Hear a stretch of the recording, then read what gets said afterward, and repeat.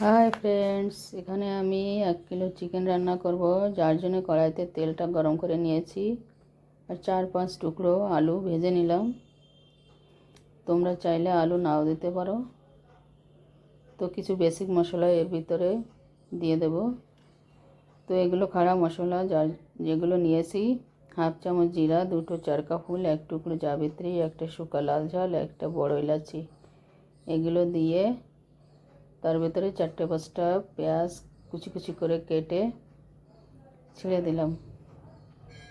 পেঁয়াজ যদি বড় বড় হয় তাহলে 2টো নেবে।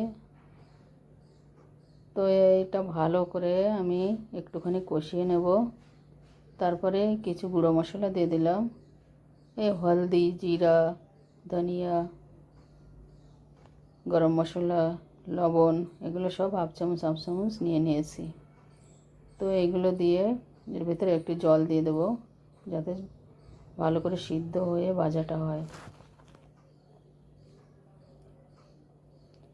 তো মশলা যখন তেল ছাড়তে শুরু করবে তখনই মাংসটা ঢেলে দিতে হবে। তো মাংস আমি ঢেলে দিয়েছি। খুবই সহজ পরিক্রিয়ায় রান্নাটা করছি। যারা পারো না তারা অবশ্যই এটা দেখে শিখে নাও, আর যারা পারো তারা তো পারেই। তবে আমার স্টাইলটা একটু দেখে এভাবে করে অবশ্যই টেস্ট করতে পারো। তো দেখো, মাংসটাকে আমি 3-4 বার এরকম ঢেকে 15-20 মিনিট পর্যন্ত এটা আমি কষিয়ে নিচ্ছি।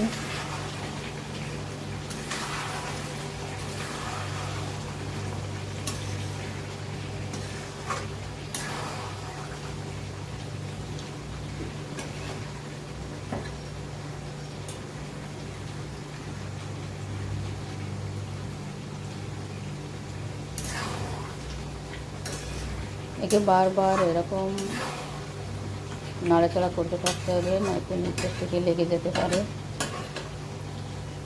গ্যাসটা অবশ্যই মধ্যম আঁচে রাখবে।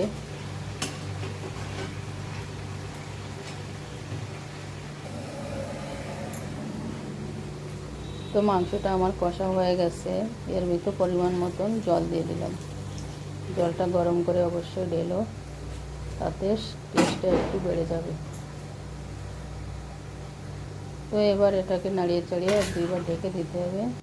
বাস, মাংস রান্না আমার হয়ে গেছে। দেখো রঙটা কি সুন্দর হয়েছে, লাল লাল ঝোল হয়েছে, দেখতে খুবই ভালো লাগছে। ওকে।